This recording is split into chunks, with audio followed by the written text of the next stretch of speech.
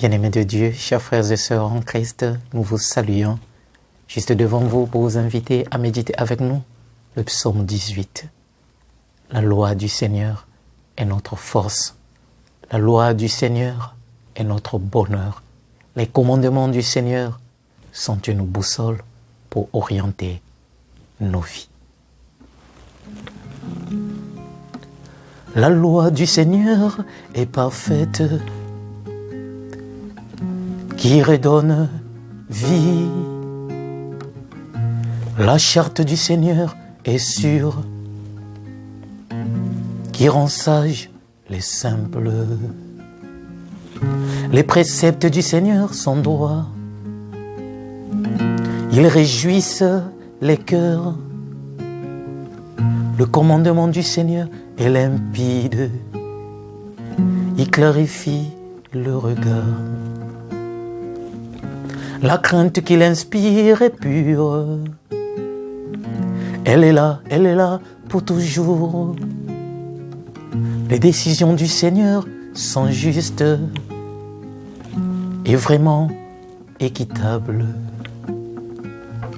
plus désirables que l'or, qu'une masse d'or fin, plus savoureuse que le miel qui coule des rayons. Aussi ton serviteur en est illuminé, à les garder, il trouve son profit, qui peut discerner ses erreurs.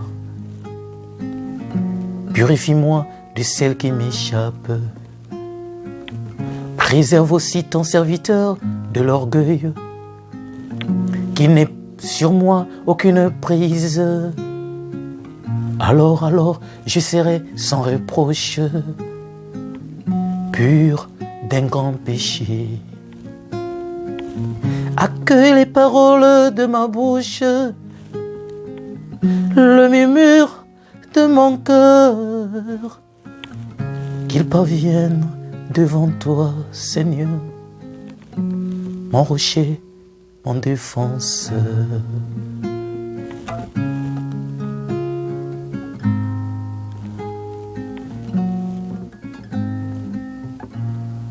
Dieu, chers frères et sœurs en Christ, vous avez suivi avec nous ce psaume 18, 15 versets, mais très riche.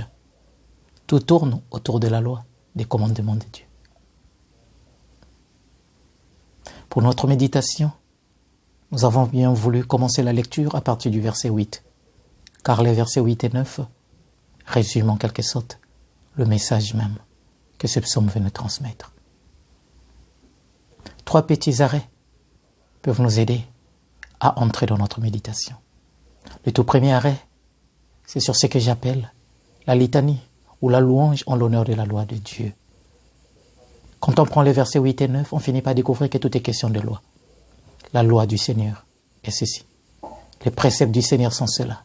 Les commandements de Dieu, les décisions du Seigneur, tout est question des lois de Dieu. Et donc Dieu au centre, comme pour dire, lorsque la loi du Seigneur est au cœur de la vie du croyant, il devient éclairé, il devient illuminé. La loi du Seigneur oriente la vie. Le deuxième arrêt, c'est sur une expression ou une phrase qui nous vient effectivement du verset 8. La loi du Seigneur rend sages les simples.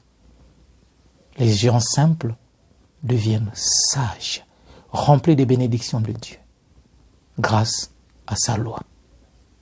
Mais qui sont ces personnes simples? Les simples ici, nous pouvons les rapprocher aux tout petits, aux humbles.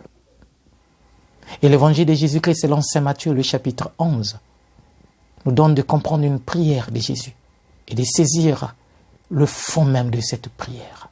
Car dans sa prière, Jésus dit, « Père, je te bénis pour avoir caché toutes ces choses aux sages et aux savants et les avoir révélées aux tout petits, aux simples. » Les tout petits, les simples, c'est ceux-là qui comptent sur Dieu. C'est ceux-là qui, au-delà de leurs avoirs, au-delà de ce qu'ils sentent, ils savent que tout vient de Dieu. Ils savent que leur vie est dans la main de Dieu. Et ils ne comptent que sur lui. Ils peuvent miser sur Dieu. C'est comme un enfant qui sait bien qu'au-delà de tout, son papa ne peut que lui vouloir du bien. Et donc, il a confiance en son père. Voilà les simples. Des gens qui ne comptent que sur Dieu. Des gens qui savent que Dieu est notre seule et vraie richesse. Le troisième et dernier arrêt, je l'ai intitulé « La loi du Seigneur, bonheur pour le croyant ». En d'autres termes, les commandements du Seigneur ne sont là que pour le bien de ses enfants. Oui, bien-aimés de Dieu, Dieu conclut au désert l'alliance avec son peuple. Il lui donne ses commandements comme guide, comme boussole. Deux passages ou deux textes me viennent à l'esprit et que j'aimerais partager avec vous pour bien comprendre ce que je suis en train de vouloir dire. Le tout premier, c'est évidemment le livre du Deutéronome, le chapitre 4, le verset 40. Dans ce verset, nous lisons ce qui suit. Garde ces lois et ces commandements que je te prescris aujourd'hui, afin d'avoir, toi et tes fils après toi, bonheur et longue vie sur la terre, que Yahvé ton Dieu te donne pour toujours. Garde les lois. En gardant les lois du Seigneur, en vivant suivant les commandements de Dieu, notre vie, on reçoit bénédiction, grâce et le bonheur nous accompagnent. Bref, méditer les commandements du Seigneur, c'est effectivement vivre et faire vivre ses enfants, sa famille, ses amis, tous ceux qui sont autour de nous. Un autre texte, le deuxième, nous vient du même livre, du Deutéronome. Cette fois-ci, c'est le chapitre 6 et le verset 3. Nous lisons. Puisses-tu écouter Israël, garder et pratiquer ce qui te rendra heureux et te multipliera, ainsi que te l'a dit Yahvé, le Dieu de tes pères, en te donnant une terre qui ruisselle de lait et de miel. Dans notre psaume d'aujourd'hui, nous avons évidemment saisi que la loi du Seigneur est plus savoureuse que le miel. Comme pour dire, en regardant ce deuxième texte que nous venons de présenter, le bonheur, la grande richesse, la grande force vient effectivement dans notre amour, notre fidélité, dans le vécu des commandements de Dieu. Bien-aimés de Dieu, qu'est-ce que nous pouvons retenir de cette psaume? En bref, Dieu ne veut que notre bonheur. Et s'il nous donne des commandements, eh bien c'est pour orienter notre vie.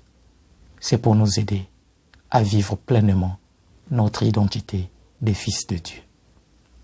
Jésus lui-même, dans l'évangile de Saint Jean, le chapitre 14, le verset 15, nous invite à aimer ses commandements. Et il est dit lui-même en ces termes: si vous m'aimez, vous garderez mes commandements. Autrement dit, garder les commandements de Dieu, c'est signe que nous l'aimons et c'est signe que nous voulons orienter notre vie. Non selon notre volonté, mais selon sa volonté à lui.